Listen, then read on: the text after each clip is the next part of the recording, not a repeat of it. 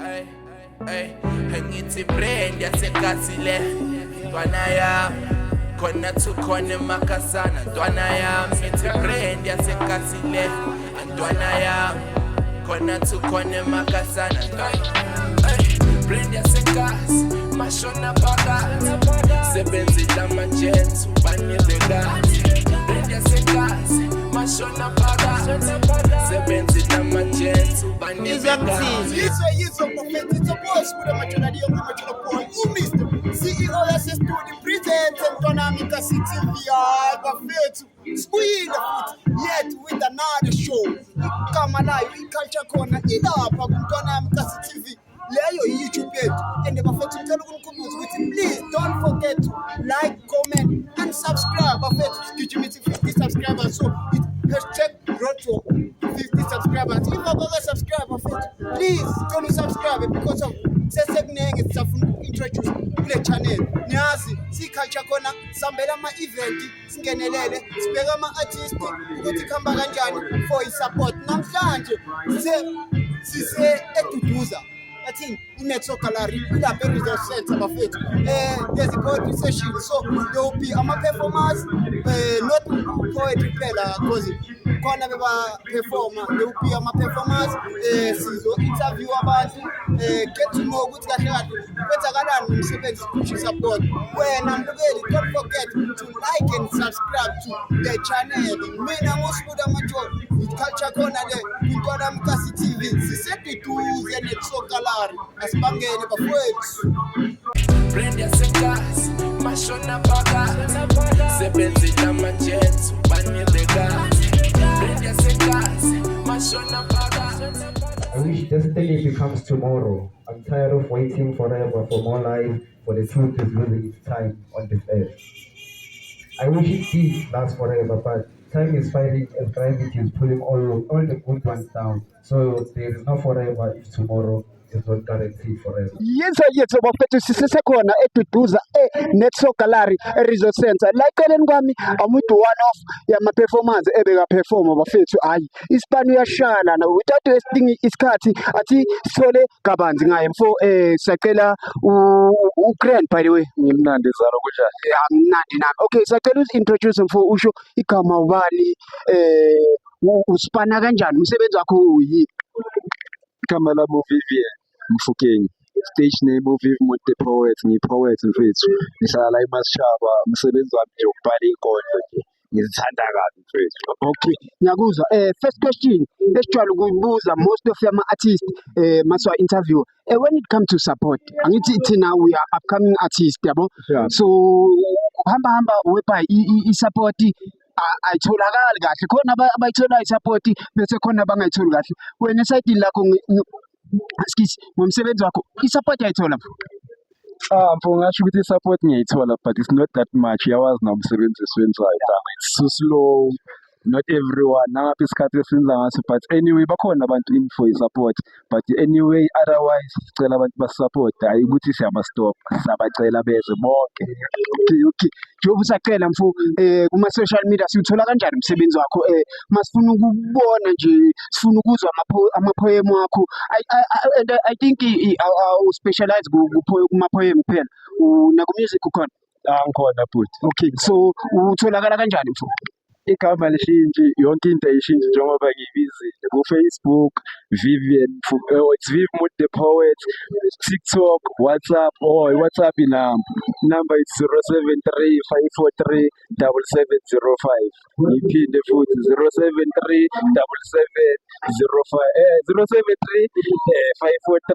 073-543-7705 bese i-Gmail it's Vivian Mofokeng 07@gmail.com ngamagama amancane then everywhere bafowethu uzosithola isipani yonke into ama-updates and everything yabo. hayi siyabonga bhuti thina siyiNtonamika TV sikufisela konke okuhle ngathi umsebenzi wakho ungaqhubeka phambili uyithole i-support naleyo oyifunayo mfethu because uyayideserve bhuti so siyabonga mfowethu. Bonga mina bhuti bonga mina ngomsebenzi wenu nani niphushe ungacedi la kwande mfethu kube kukhulu. hayi danke bhuti bafethu sisesekhona lana kusazoba khona nama-interview aphaya stay tuned wena lapho don't forget to like and subscribe to the page bafethu road to 50 subscribers. Mina ngusibuda Macholo. Athi siqhubekeni bafowethu. Yes, wow. With the flames when they keep the hell. Apocalypse and Armageddon down to sing a spell. We brought your arteries and step your eye trajectories. Present your body like the army wrapping bandages. I spit a megaphone explosion with a spit. Blind on the ground where you get those don't sleep.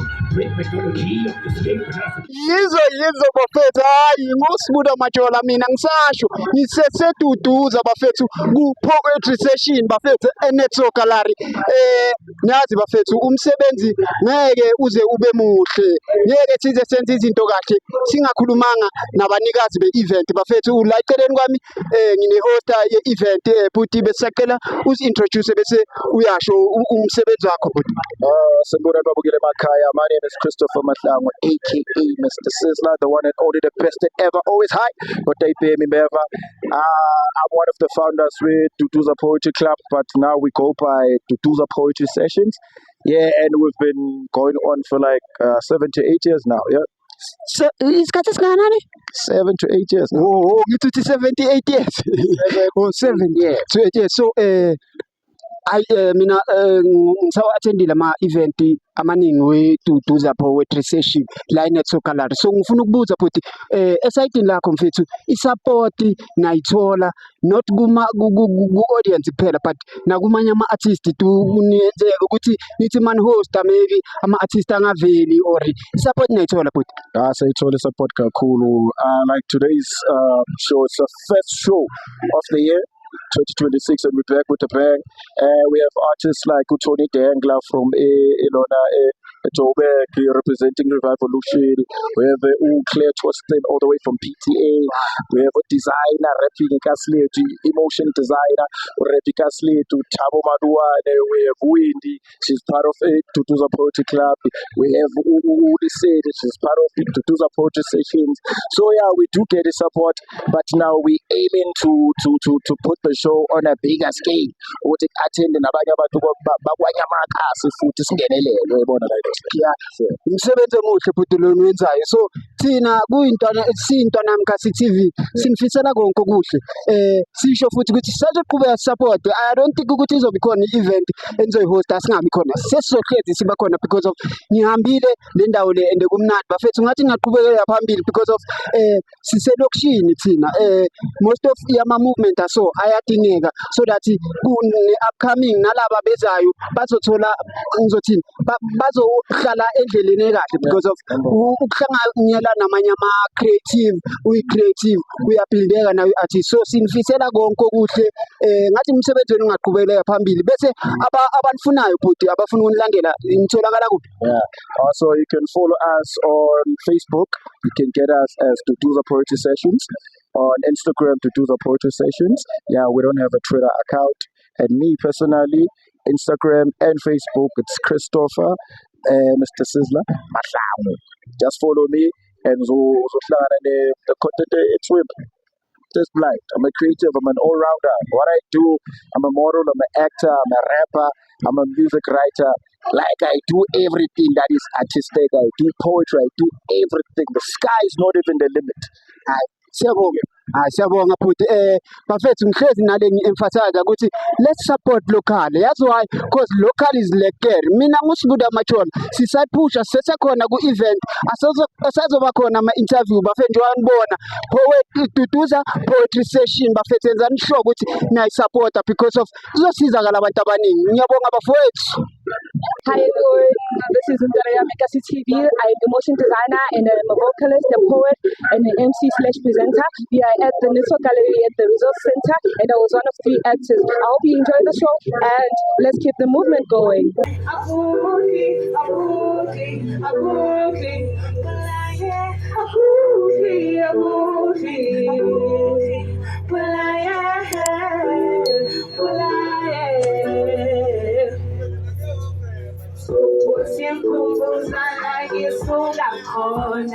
Now I see the bigger picture, laughing in your corner. Usumzile mtani wa miba fundu mkoda. I won't have that in your presence, Baba, give a call. So cheese in door, so go is in ball, is so long you belong, and I yizo bafethu hayi kusesemnandi la and ngisazosho bafethu ukuthi shaya i-hashtag road to 50 subscribers sifuna uku-introduce ama-show bafethu ukuthi si-upcoming sikhona ukuthi sithole i-recognition ekahle. Don't forget to like and subscribe la eceleni kwami nginosisi without waste isikhathi sisi ngisacela uzi-introduce bese yasho umsebenzi wakho. My name is His Majesty. I'm a poetry writer from Metsakani. Okay. Then I think ngikale ngalo mbuzo esijwayele ukubuza vele kule channel ukuthi kulo msebenzi owenzayo i-support uyayithola? Yeah, I do a lot of support. I do. So sekusikhathi esingakanani uwenza lo msebenzi owenzayo? I started writing poetry when I was doing my grade 8 in 2023. Okay. Hayi sisi wami bafethu ngimbonile mina stage a perform. Italente unalo bafethu sisacela nimsupport bese sisi wami masifuna ukukulandela sifuna ukubona umsebenzi wakho kuma social media ukhona? Ngikhona ku TikTok at His Majesty, then Facebook it's V.Anelezondo Imbongi.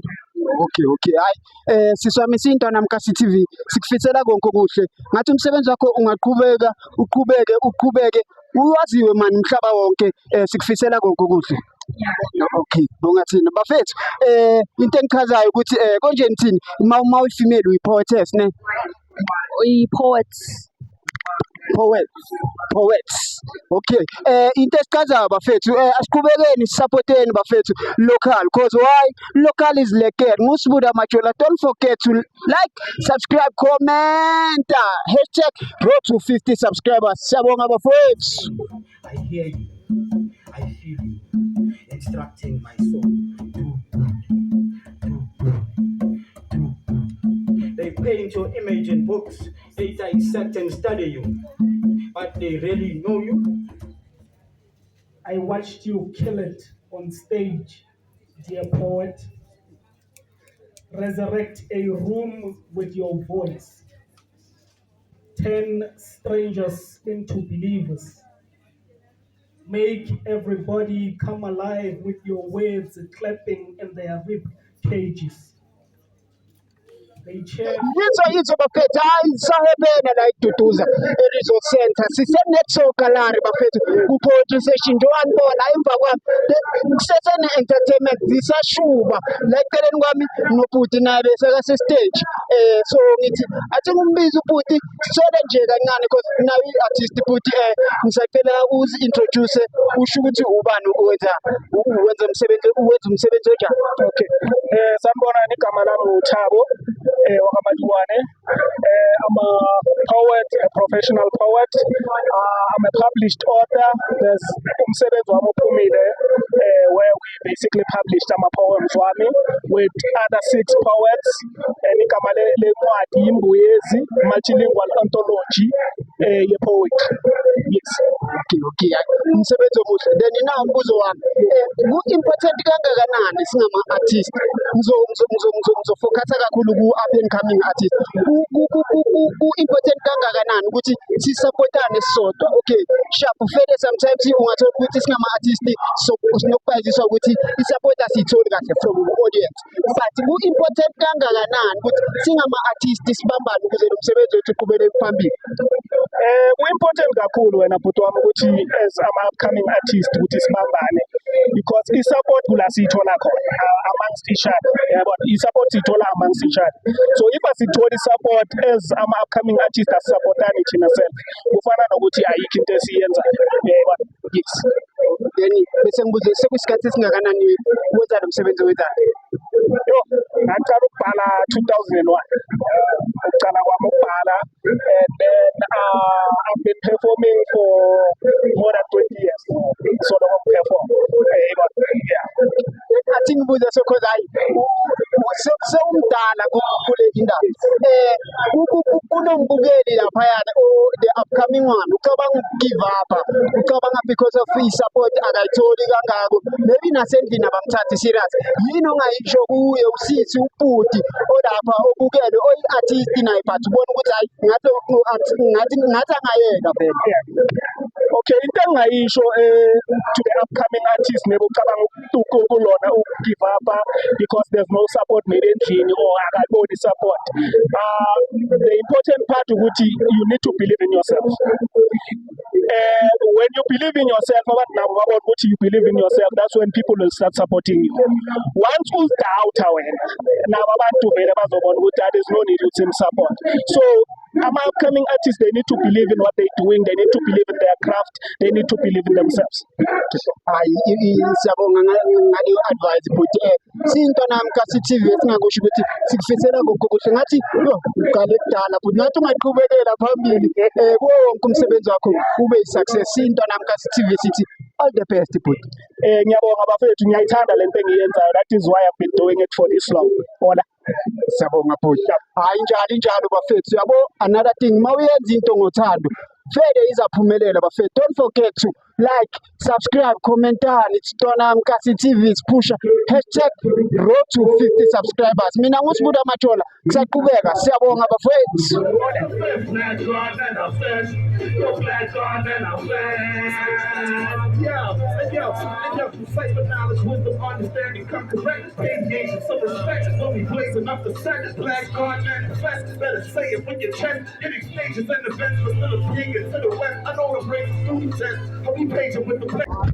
Hayi bafethu, no sengiyayivala manje.